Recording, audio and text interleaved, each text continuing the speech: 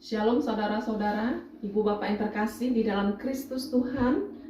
Saat ini kita akan belajar bersama dalam satu tema kebenaran firman Tuhan, memiliki kegentaran yang benar di hadapan Tuhan. Dan sebelum kita belajar bersama, mari kita berdoa supaya Roh Kudus yang menuntun mengajar kita. Bapa Surgawi, Bapa yang kami kasih dan kami kenal di dalam nama Tuhan Yesus. Kami sungguh membutuhkan firman-Mu Tuhan di tengah dunia yang begitu gelap ini Tuhan. Karena kami sungguh percaya firman mulai menjadi pelita bagi kaki kami dan terang bagi jalan kami. Kami serahkan pembelajaran kami saat ini ke dalam tangan-Mu ya Bapa.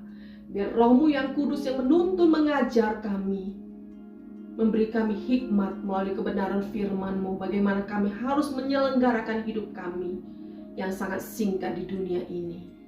Supaya ketika kami harus kembali kepada Engkau ya Bapa, kami beroleh keberanian menghadap tata pengadilan-Mu.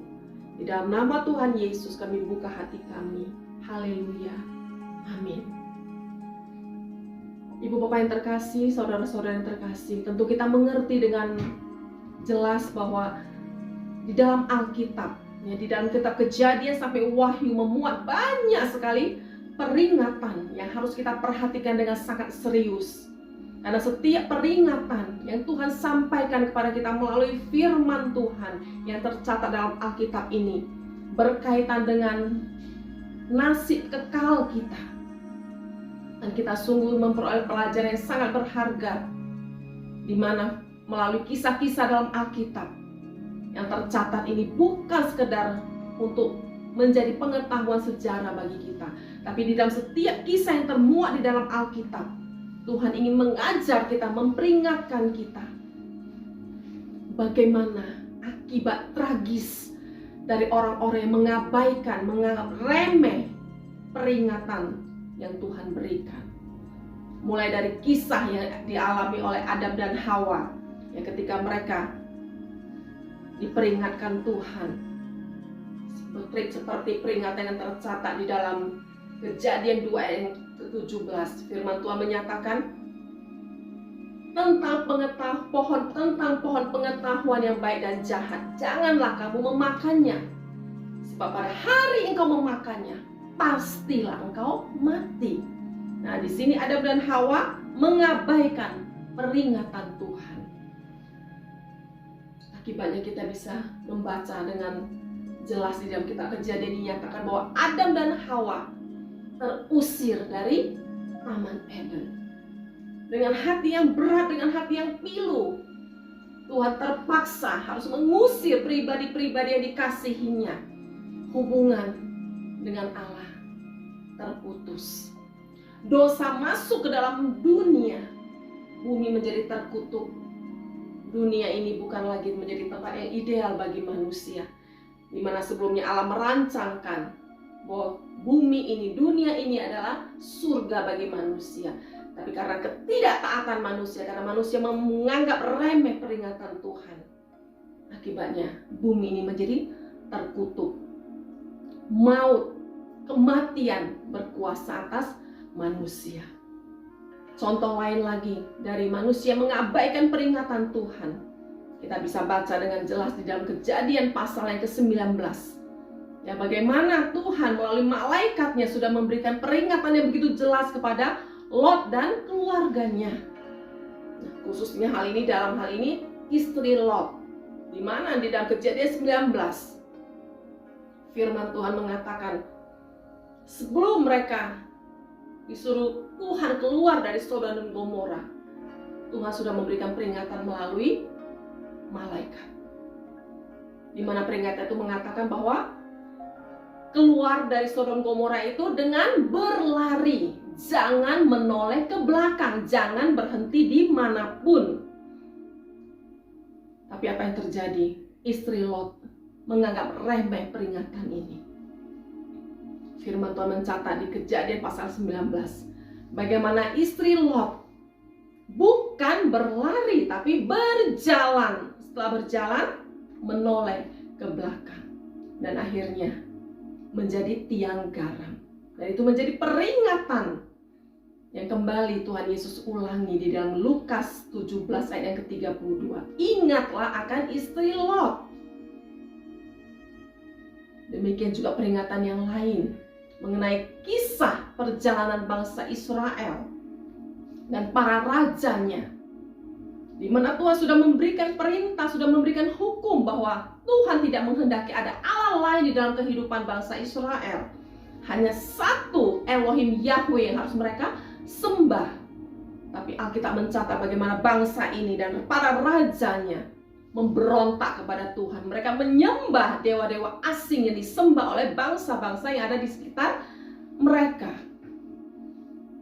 Kitab Hakim-Hakim mencatat dengan jelas. Kitab para raja, kitab Tawarik, kitab Yeremia dan kitab nabi-nabi yang lain mencatat dengan jelas bagaimana pemberontakan mereka mengakibatkan murka Tuhan, membuat bangsa ini harus Tuhan hajar di bawah penindasan bangsa-bangsa yang silih berganti sampai akhirnya mereka masuk ke dalam pembuangan. Semua ini dicatat dengan jelas oleh Tuhan di dalam Alkitab ini untuk menjadi peringatan bagi kita yang hidup di akhir zaman. Bukan sekedar Alkitab ini dicatat untuk menjadi kisah sejarah, tapi menjadi peringatan bagi kita bagaimana kita harus menyelenggarakan hidup kita yang singkat di dunia ini. Dan pada kesempatan ini kita mau belajar satu peringatan yang tertulis di dalam 1 Petrus pasal 1 ayat yang ke-17 ya. Demikian firman Tuhan. Dan jika kamu menyebutnya Bapa, yaitu Dia yang tanpa memandang muka menghakimi semua orang menurut perbuatannya, maka hendaklah kamu hidup dalam ketakutan selama kamu menumpang di dunia ini. Nah, ini merupakan peringatan yang harus kita perhatikan dengan sangat serius. Jangan sampai kita seperti Adam dan Hawa yang mengabaikan peringatan Tuhan. Jangan sampai kita seperti istri Lot yang menganggap remeh peringatan Tuhan. Demikian juga jangan sampai kita seperti bangsa Israel dan para rajanya yang memberontak kepada Tuhan, menganggap remeh belas kasihan peringatan Tuhan yang disampaikan berulang-ulang. Yang kiranya kita sungguh memiliki hati yang menghargai, menghormati setiap peringatan Tuhan. Kita mau belajar apa artinya hidup dalam ketakutan ya, yang dimaksud oleh ayat ini. Dalam konteks ayat ini, hidup dalam ketakutan ya. Kata ketakutan di dalam konteks ayat ini dalam bahasa Yunani dipakai kata phobos ya. Phobos ini memiliki arti yang fleksibel. Bisa berarti ketakutan yang negatif ya, seperti yang dijelaskan di dalam Matius 14 ayat 26. Kata phobos juga dipakai dalam ayat ini yang menggambarkan ketakutan yang negatif, di mana di dalam pasal 14 itu dijelaskan bagaimana murid-murid ketakutan ketika mereka melihat Tuhan Yesus berjalan di atas air. Mereka mengira itu adalah hantu, sehingga mereka berteriak-teriak. Jadi kata takut di dalam Matius 14 ayat 26 ini memiliki konotasi yang negatif, ketakutan yang tidak seharusnya. Nah, sementara kata phobos di dalam 1 Petrus 1 ayat 17 ini memiliki makna kegentaran yang positif, ketakutan yang menyelamatkan, ketakutan yang akan membawa kita kepada kemuliaan kekal di surga. Jadi phobos di dalam konteks ayat ini artinya ketakutan, kegentaran yang lahir dari hati yang menghormati Bapa di surga. Suatu ketakutan, kegentaran yang suci yang membawa kita, yang memotivasi kita, yang menggerakkan kita untuk hidup sepantasnya, seharusnya di hadapan Bapa di surga. Suatu kegentaran, suatu ketakutan yang kudus, yang suci, yang lahir dari hati yang menghayati kehadiran Bapa di surga di dalam setiap wilayah hidup kita. Inilah ketakutan yang dimaksud oleh 1 Petrus 1 ayat yang ke-17. Nah, sekarang berikutnya tentu kita bertanya, mengapa? Untuk apa kita harus hidup dalam ketakutan kepada Bapa surgawi? Alasan yang pertama kita bisa dapatkan di dalam ayat yang ke-17 ini. Di dalam 1 Petrus 1 ayat yang ke-17 dikatakan, jika kamu menyebutnya Bapa, yaitu Dia yang tanpa memandang muka, menghakimi semua orang menurut perbuatannya. Jadi mengapa kita harus hidup dalam ketakutan, kegentaran yang kudus, menghormati kehadiran Bapa surgawi di dalam setiap wilayah hidup kita? Karena suatu hari nanti kita harus menghadap tahta pengadilan ilahi untuk mempertanggungjawabkan setiap perbuatan kita. Apapun yang kita lakukan, firman Tuhan katakan harus kita pertanggungjawabkan. Nah, jadi kita harus hidup gentar, harus hidup takut akan Bapa. Karena fakta realitas menghadap tahta pengadilan ini harus kita hadapi suatu hari nanti. Firman Tuhan katakan pengadilan itu tanpa memandang muka. Ya, kalau di dunia ini kita bisa melihat pengadilan yang tidak adil, yang benar bisa menjadi salah, yang salah menjadi benar. Bisa karena uang, bisa karena koneksi dengan para pejabat. Tapi firman Tuhan katakan dengan tegas, pengadilan ilahi tanpa memandang muka. Dan hal itu juga dinyatakan dengan jelas di dalam Matius 7 ayat 21 sampai 23. Firman Tuhan mengatakan, pada hari terakhir nanti banyak orang berseru, Tuhan, Tuhan, bukankah kami bernubuat demi nama-Mu? Bukankah kami mengusir setan demi nama-Mu? Bukankah kami mengadakan banyak mujizat demi nama-Mu? Namun Tuhan berkata apa? Tuhan Yesus mengatakan pada hari itu, enyahlah kamu dari hadapanku, kamu sekalian pembuat kejahatan. Dan firman Tuhan katakan, Tuhan Yesus mengatakan, hanya orang yang melakukan kehendak Bapa yang akan diperkenan masuk ke dalam kerajaan surga tanpa memandang muka. Matius 7 jelas mengatakan, pada hari itu banyak orang yang membanggakan prestasi pelayanannya. Orang yang bernubuat, mengusir setan, mengadakan mujizat, tentu itu para pendeta-pendeta. Tentu itu para aktivis yang aktif dalam pelayanan pekerjaan Tuhan. Tapi ternyata firman Tuhan nyatakan dengan jelas bahwa prestasi pelayanan kita mau sehebat apapun, itu tidak bisa membuat kita mendapat harga diskon di hadapan Tuhan, yang membuat kita diperlakukan secara khusus di tahta pengadilan Tuhan. Tidak ada pengecualian. Dan itu ditegaskan juga di dalam Roma 14 ayat yang ke-12. Firman Tuhan katakan setiap orang harus mempertanggungjawabkan kehidupannya di hadapan tahta pengadilan Tuhan. Artinya setiap orang, tidak ada pengecualian. Tidak ada yang bisa berkata, oh Tuhan, kami sudah melayani Engkau di sepanjang hidup kami di dunia ini, berarti kami boleh dong mendapat dispensasi. Tidak ada. Firman Tuhan katakan setiap orang. Jadi ketika di hadapan tahta pengadilan Tuhan, tidak ada apapun yang bisa kita banggakan.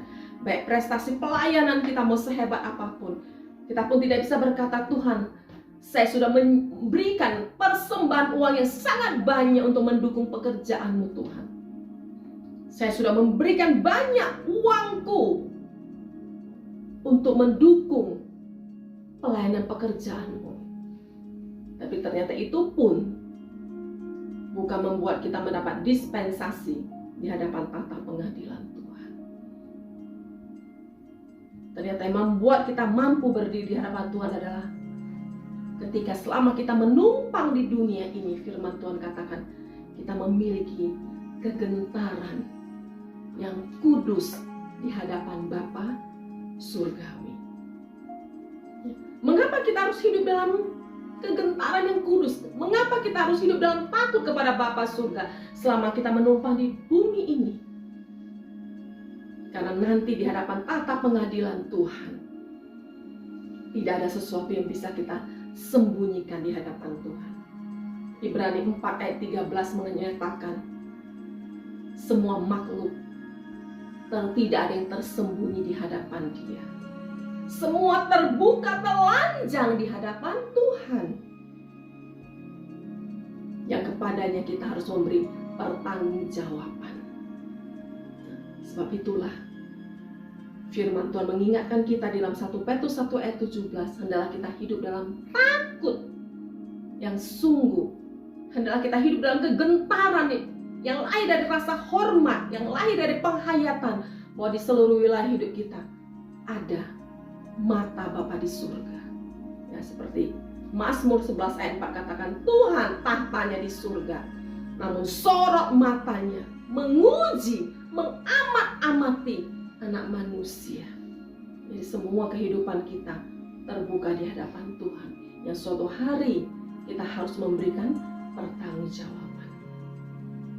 Nah, berikutnya tentu kita bertanya, bagaimana kita harus menyelenggarakan kehidupan yang takut akan Bapa? Bagaimana bukti konkret kita menyatakan bahwa kita memiliki hormat dan takut akan Bapa? Kita memiliki, apa buktinya kita memiliki kegentaran yang kudus di hadapan Bapa?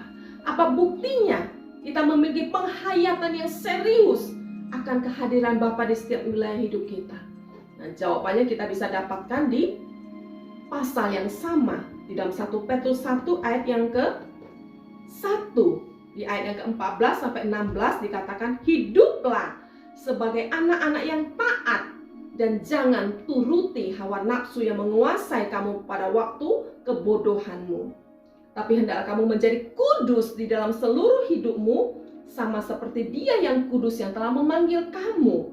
Sebab ada tertulis, kuduslah kamu sebab aku kudus. Jadi bukti kita memiliki kegentaran yang sungguh di hadapan Tuhan, di hadapan Bapa Surgawi. Bukti nyatanya kita ada di dalam komitmen, kita ada dalam perjuangan yang serius, memperjuangkan bagaimana kita memiliki kehidupan yang kudus, tak bercacat, tak bercela di dalam seluruh aspek kehidupan kita. Tentunya hal ini bukan perjuangan yang mudah. Tentunya ini bukan perjuangan yang membutuhkan waktu yang singkat.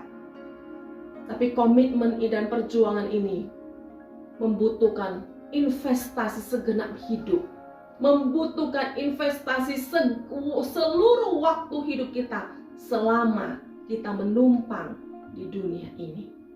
Ya, seperti yang Rasul Paulus katakan di dalam Roma pasal yang ke-7, bagaimana Rasul Paulus memiliki perjuangan yang begitu sulit, yang begitu berat, yang dia katakan, celaka aku, siapa yang mampu membebaskan aku dari tubuh maut ini? Karena di dalam tubuh maut ini, tubuh yang sudah dikuasai oleh dosa ini, ada dua kodrat.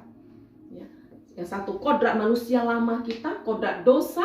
Dan yang satu lagi ketika kita menerima Yesus Kristus Tuhan, ketika ada Roh Kudus diam di dalam kita, menuntun kita dari hari ke hari, ada kodrat yang baru, kodrat manusia baru bertumbuh di dalam hidup kita. Nah, ini yang harus kita perjuangkan, bagaimana kodrat ilahi ini, kodrat manusia baru ini bertumbuh dengan sempurna dari hari ke hari sampai menjadi kudus sempurna di dalam seluruh hidup kita. Dan ini bukan perjuangan yang mudah, bukan perjuangan yang bisa kita lakukan dengan setengah hati.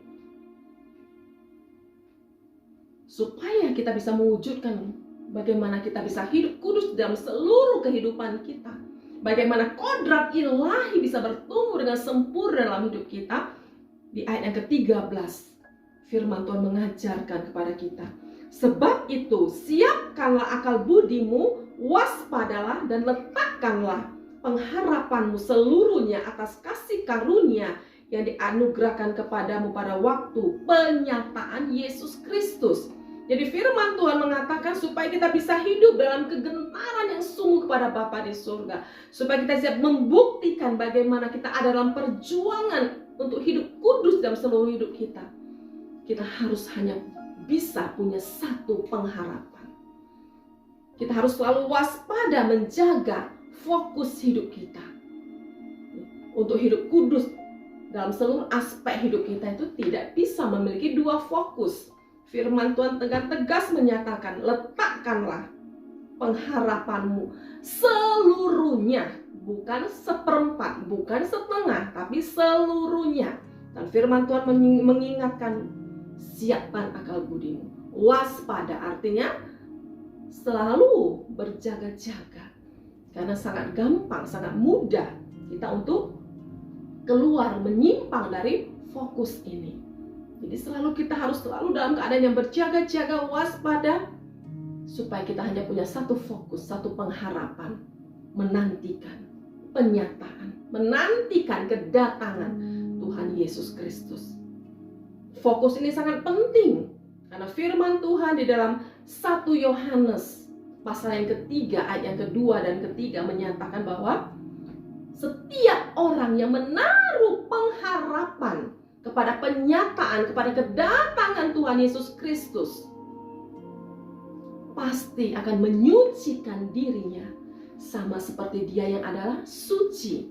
Jadi tanpa pengharapan untuk berjumpa dengan Tuhan, tanpa kerinduan yang sungguh untuk menantikan kedatangan Tuhan, kita akan tidak mungkin memiliki perjuangan motivasi yang kuat untuk memiliki kehidupan yang kudus dalam seluruh hidup kita. Tapi kalau kita menaruh seluruh pengharapan kita hanya kepada kedatangan Tuhan, kalau kita menghayati betapa luar biasa, betapa dahsyat kemuliaan yang akan kita hadapi nanti, kemuliaan berjumpa muka dengan anak Allah, dengan Sang Juru Selamat, tentu kita jauh-jauh hari, sedini mungkin kita harus mempersiapkan hidup kita kudus di dalam seluruh kehidupan kita. Kiranya firman Tuhan ini bisa memberikan suatu kekuatan, satu motivasi yang serius kepada kita untuk sungguh-sungguh kita memperhatikan setiap gerak kehidupan kita. Selalu kita dalam penghayatan bahwa ada Bapa di surga di dalam seluruh wilayah hidup kita. Memiliki kegentaran kepada Bapa di surga, memiliki ketakutan yang suci. Itu luar biasa dampaknya. Ketakutan yang sungguh kepada Bapa di surga, ketakutan yang suci, kegentaran yang kudus ini akan membebaskan kita, memerdekakan kita dari segala ketakutan-ketakutan negatif.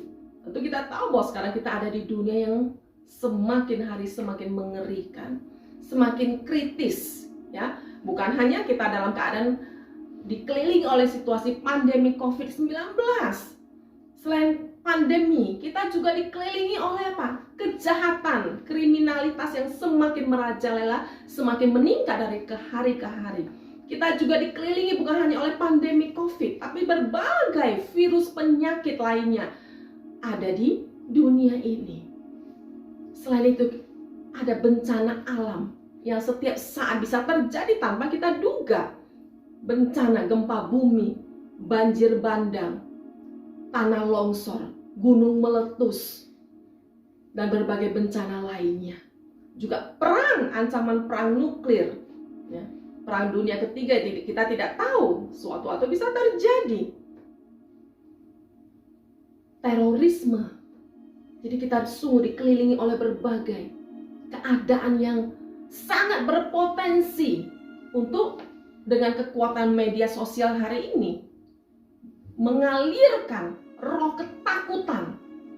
Nah, bagaimana kita bisa merdeka dari ketakutan-ketakutan yang negatif ini? Kuncinya miliki ketakutan yang kudus kepada Bapa di surga. Hayati kehadiran Bapa di seluruh wilayah hidup kita. Maka kita akan teduh, tenang menghadapi segala goncangan dunia ini. Sangatlah bodoh, sangatlah rugi orang yang tidak memiliki takut yang benar kepada Bapa di surga. Sangatlah disayangkan orang-orang yang tidak memiliki hormat yang kudus kepada Bapa. Karena firman Tuhan di dalam Amsal 1 ayat yang ke-7 mengatakan, permulaan hikmat adalah takut akan Tuhan. Jadi takut akan Tuhan yang merupakan permulaan pengetahuan, permulaan hikmat, akan memberikan kita hikmat untuk melewati setiap musim di dalam kehidupan di dunia ini. Takut akan Tuhan yang benar, kegentaran yang suci ini yang akan memberikan kita hikmat dan kekuatan untuk menuntun kita selama masa-masa sulit dalam pengembaraan kita di dunia ini. Ya, firman Tuhan memperingatkan kita untuk sungguh memiliki rasa takut ini. Orang yang tidak memiliki hormat yang sungguh kepada Bapa di surga, orang-orang yang tidak memiliki rasa takut gegentaran yang suci ini, pasti akan ditenggelamkan oleh ketakutan-ketakutan yang dipancarkan oleh dunia ini. Dan yang lebih mengerikan, puncak di atas segalanya, orang yang tidak memiliki takut akan Tuhan, yang tidak memiliki kegentaran yang kudus kepada Bapa di surga, suatu hari akan menghadapi ketakutan yang luar biasa ketika berhadapan dengan tata pengadilan Tuhan. Nah, ini kita baca di dalam Mazmur pasal yang ke-90, firman Tuhan katakan, ayat yang ke-3 sampai ke-7, sampai ke-8, firman Tuhan mengatakan, Engkau mengembalikan manusia kepada debu dan berkata, kembalilah hai anak-anak manusia, sebab di matamu 1000 tahun sama seperti hari kemarin apabila berlalu, atau seperti suatu giliran jaga di waktu malam. Engkau menghanyutkan manusia, mereka seperti mimpi, seperti rumput yang bertumbuh, di waktu pagi berkembang dan bertumbuh, di waktu petang lisut dan layu.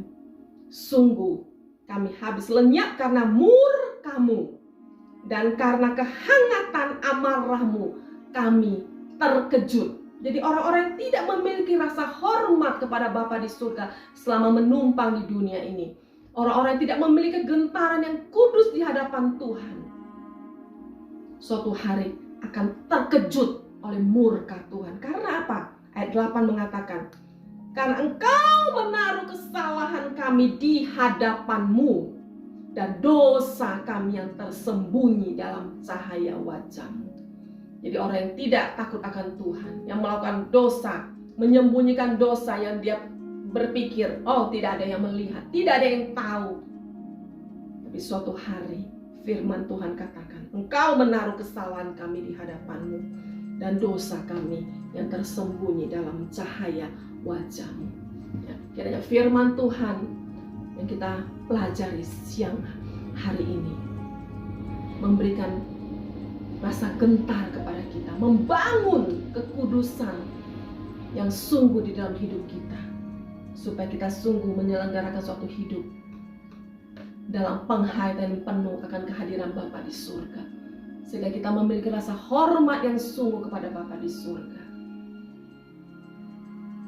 dan kita tidak pernah akan dikecewakan kalau kita hidup dalam kegentaran yang benar ini. Karena suatu hari kegentaran yang kudus ini, rasa takut yang benar ini kepada Bapa akan membawa kita memiliki keberanian untuk berdiri di hadapan kemuliaan-Nya.